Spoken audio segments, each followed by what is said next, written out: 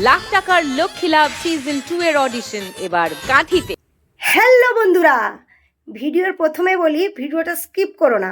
আজ আমি তোমাদের অডিশন সংক্রান্ত কিছু তথ্য দিব এই ভিডিওটা।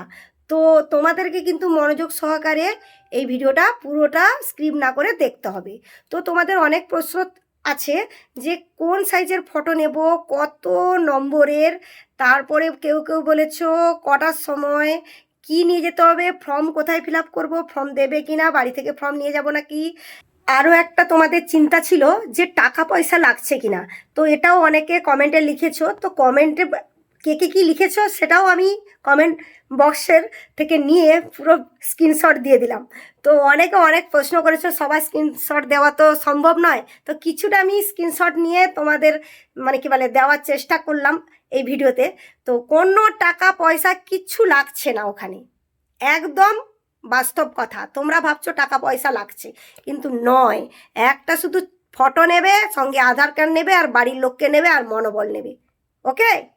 তারপরে দিদিভাই জয়নগরে কবে হবে, তমলুকে কবে হবে, আমি মনে করতে পারছি না, মুর্শিদাবাদে কবে হবে, কলকাতায় কবে হবে, সব অডিশন হবে। একটু ধৈর্য ধরো। তো এখন কাঁথিতে অডিশনটা হচ্ছে, এইটা শেষ হলে অবশ্যই টিভিতে সান বাংলায় তোমরা চোখ রেখো।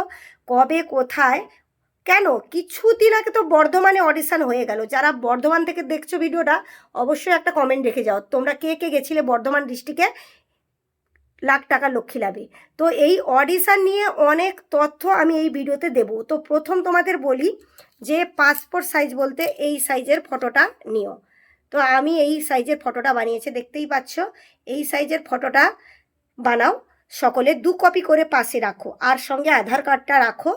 আর রাখো সঙ্গে সঙ্গে রাখতে হবে তোমাদের মনোবল, ঠিক আছে। আর তোমরা বলছো যে কি প্রশ্ন জিজ্ঞেস করবে, কি ব্যাপার। তো বন্ধুরা, আমি তো কোনো দিন এর আগে লাখ টাকার লক্ষ্মী লাভে যাইনি, কিন্তু দিদি নম্বর 1 অডিশনে গেছি। তো সেখানে যে যে টাইপের কোশ্চেন করে সেটাই তোমাদেরকে এখানে তুলে ধরবো। যে ওখানে তোমার জীবন কাহিনী নিয়ে, বা তুমি কি করেছো জীবনে, বা প্রথম থেকে তোমার সব কিছু বায়োডাটা ওইগুলোই জিজ্ঞাসা করে, তার উপরে ভিত্তি করেই তুমি সিলেক্ট হবে, ঠিক আছে। আমি বলেই দিলাম সরাসরি, কারণ আমি ঘোল ঘাপ কিছু রাখতে চাই না, কারণ ভিডিওটা তোমাদের জন্য বানাচ্ছি, তাই বললাম। আর বন্ধুরা, আর কি জানতে চেয়েছিলে তোমরা? হ্যাঁ, ফর্ম বাড়ি থেকে নিতে হবে না, বা অনলাইনে আমাকে ফিল আপ করেও তোমাকে দিতে হবে না। অনেকে বলেছে অনলাইনে ফর্মটা পাঠাও। আচ্ছা, কোনো কিছু লাগবে না। সেখানে 9টার মধ্যে ঢুকে যাবে। 9ই নভেম্বর, বলতে গেলে আগামীকাল রবিবার সকাল 9টার মধ্যে আসবে, কারণ 10টা থেকে 2টোর মধ্যে অডিশন চালু থাকবে। মানে সবাইকে ডাকাডাকি করবে, আর লাইন পড়বে বিশাল, আমি বুঝতে পেরেছি। কারণ এর আগের ভিডিওগুলোতে আমাকে অনেকটা তোমরা ভালোবাসা দিয়েছো, তার জন্যই আমি বলছি ভিডিওটা মানে দেখে এর আগের ভিডিওগুলো, যে আমি কতজন যে অডিশনে আসছে আমি বলার নেই।